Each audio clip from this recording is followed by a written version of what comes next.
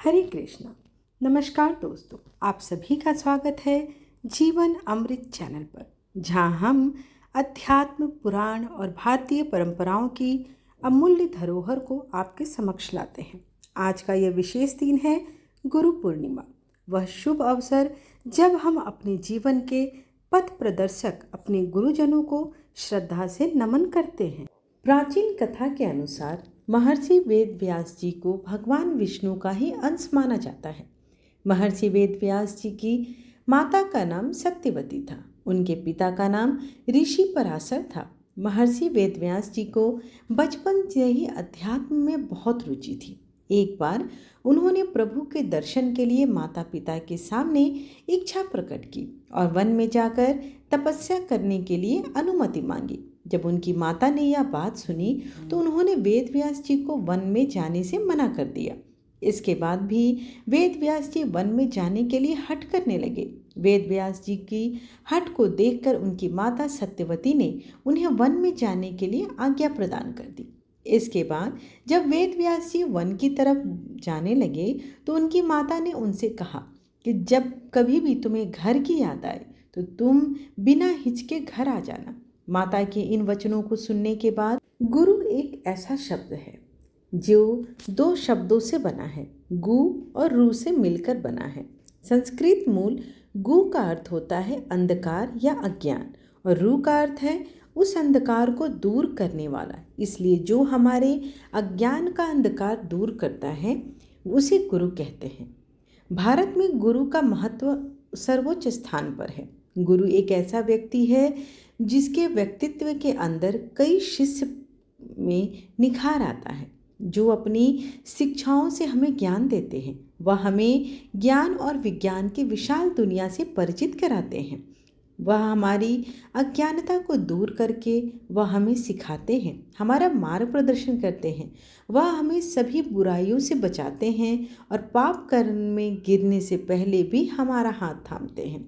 यही कारण है कि कबीर ने भी उनको कहा है कि अगर भगवान और गुरु दोनों एक दूसरे के बगल में खड़े हो जाए तो प्रथम पूजा गुरु को अर्पित की जानी चाहिए, क्योंकि गुरु ही वह आदमी होता है जो भगवान के पास जाने का माध्यम बनता है और हमें महसूस कराता है कि भगवान है। स्कंद पुराण में भी कहा गया है, गुरुर् ब्रह्मा गुरुर्विष्णु गुरुर्देवो महेश्वरा गुरु साक्षात परम ब्रह्म तस्मै श्री गुरुवे नमः। अर्थात गुरु है ब्रह्मा, विष्णु और महेश्वर। गुरु के प्रति आदर जो है परम ब्रह्म प्रकट है। गुरु परम ब्रह्म अर्थात ईश्वर बन जाते हैं, बल्कि उनकी पूजा ऐसे की जाती है जैसे मानो ईश्वर स्वयं साक्षात ही ज्ञान के माध्यम के रूप में आपके सामने है।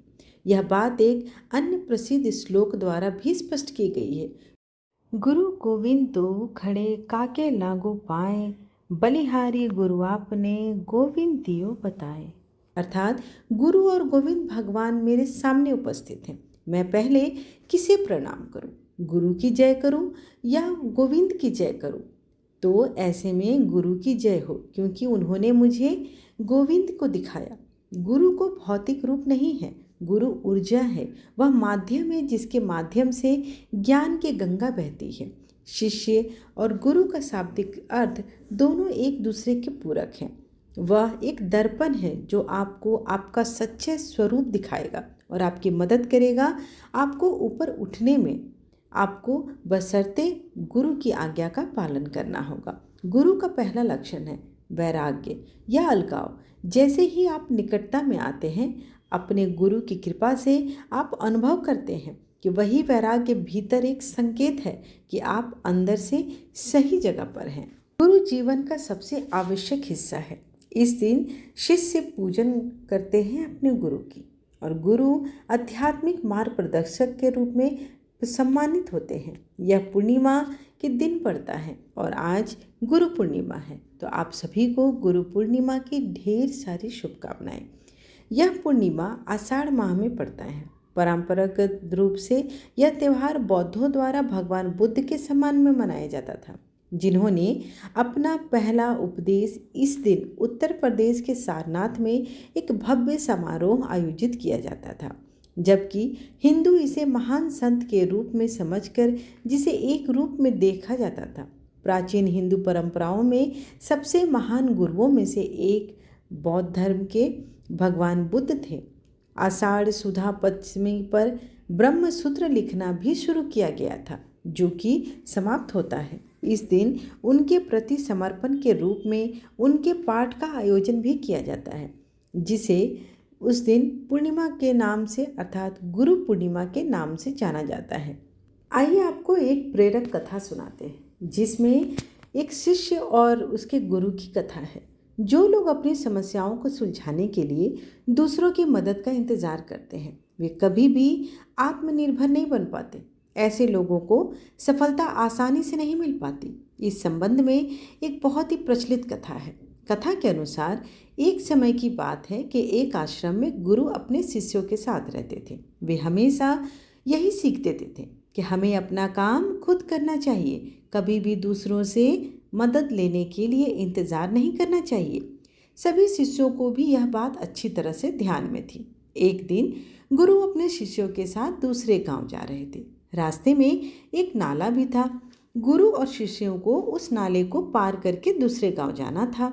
जब गुरु के साथ सभी शिष्य नाला पार कर रहे थे, तभी गुरु के हाथ से कमंडल छूट गया और नाले में गिर गया। गुरु वहीं रुक गए। सभी शिष्य सोचने लगे कि अब ये कमंडल कैसे निकालेंगे, इसे कौन निकालेगा। तभी एक शिष्य गांव में से किसी सफाई कर्मी को खोजने के लिए चला गया। बाकी सारे शिष्य वहीं बैठ गए और कमंडल निकालने की योजना बनाने लगे। ये देखकर गुरु को बहुत दुख हुआ, क्योंकि उन्होंने सिखाया था कि अपना काम स्वयं करना चाहिए, किसी दूसरे की मदद के लिए इंतज़ार नहीं करना चाहिए। कमंडल गुरु भी निकाल सकते थे, लेकिन वे शिष्यों की परीक्षा लेना चाहते थे, इसलिए उन्होंने कमंडल नहीं निकाला। वे सिर्फ ये देख रहे थे कि बाकी सब क्या कर रहे थे। काफ़ी देर बाद एक शिष्य उठा और नाले में हाथ डालकर कमंडल खोजने लगा। जब हाथ डालने के बाद भी कमंडल नहीं मिला, तो वह स्वयं नाले में उतर गया और कमंडल खोज निकाला। ये देखकर गुरु प्रसन्न हो गए, क्योंकि शिष्य ने उनकी सीख को अपने जीवन में उतार लिया था। संत ने उस शिष्य की प्रशंसा की और कहा कि इसी तरह हमें अपने कामों के लिए कभी भी किसी दूसरे की मदद का इंतज़ार नहीं करना चाहिए। जो लोग दूसरों के भरोसे बैठे रहते हैं, वे कभी भी अपनी समस्याओं को हल नहीं कर पाते और अपने लक्ष्य तक कभी नहीं पहुंच सकते। अपनी मदद खुद करने वाले लोग ही घर, परिवार और समाज में सम्मान प्राप्त करते हैं। यही सफलता का सूत्र भी है। कि दोबारा से वन की ओर चल दिए। वन में पहुंचकर वेद व्यास जी कठोर तपस्या करने लगे। निरंतर भगवान का ध्यान लगाने लगे और कठोर तपस्या की वजह से महर्षि वेद व्यास जी को संस्कृत भाषा का ज्ञान हो गया। संस्कृत भाषा के ज्ञान के पश्चात इन्होंने वेद, 18 महापुराणों और ब्रह्मा सूत्र की रचना की। आज सभी लोग वेदों के ज्ञान का श्रेय महर्षि वेदव्यास जी को ही देते हैं। गुरु पूर्णिमा के दिन महर्षि वेदव्यास जी को प्रथम गुरु के रूप में याद किया जाता है। महर्षि वेदव्यास जी को अमर रहने का वरदान प्राप्त है और ऐसा माना जाता है कि आज भी वेदव्यास जी किसी न किसी रूप में हम सब के बीच उपस्थित हैं। आरती कुंज बिहारी की, श्री गिरधर कृष्ण मुरारी की। आरती कुंज बिहारी की, श्री गिरधर कृष्ण मुरारी की। गले में वैजंती माला, बजावे मुरली मधुर बाला। श्रवण में कुंडल झलकाला, नंद के आनंद नंद लाला। गगन सम अंग कांति काली, राधिका चमक रही आली। लतन में ठाड़े वनमाली, भ्रमर सी अलक कस्तूरी तिलक। चंद्र सी झलक ललित छवि श्यामा प्यारी की। श्री गिरधर कृष्ण मुरारी की। आरती कुंज बिहारी की, श्री गिरधर कृष्ण मुरारी की। कनकमय मोर मुकुट बिल से, देवता दर्शन को तरसे।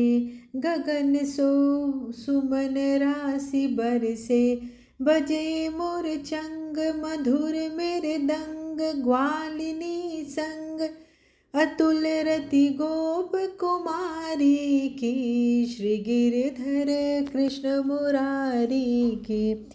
आरती कुंज बिहारी की, श्री गिरधर कृष्ण मुरारी की। जहाँ ते प्रगट भई गंगा, सकल मन हारिणी श्री गंगा। स्मरण ते होत मोह भंगा, बसी शिव शीस जटा के बीच। हरे अध कीच चरण छवि श्री बनवारी की, श्री गिरधर कृष्ण मुरारी की।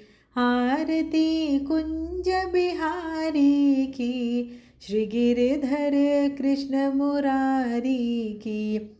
चमकती उज्ज्वल तट रेणु, बज रही वृंदावन वेणु। चहु दिसि गोपी ग्वाल धेनु, हसत मृदु मंद चांदनी चंद। कटत भव फंद, टेर सुन दीन दुखारी की। आरती कुंज बिहारी की, श्री गिरधर कृष्ण मुरारी की। आरती कुंज बिहारी की, श्री गिरधर कृष्ण मुरारी की। त्वमेव माता च पिता त्वमेव, त्वमेव बन्धु च सखा त्वमेव। त्वमेव विद्या द्रविणं त्वमेव, त्वमेव सर्वं मम देव देव। आरतीं समर्पयामि। विष्णु देवताय नमो नमः।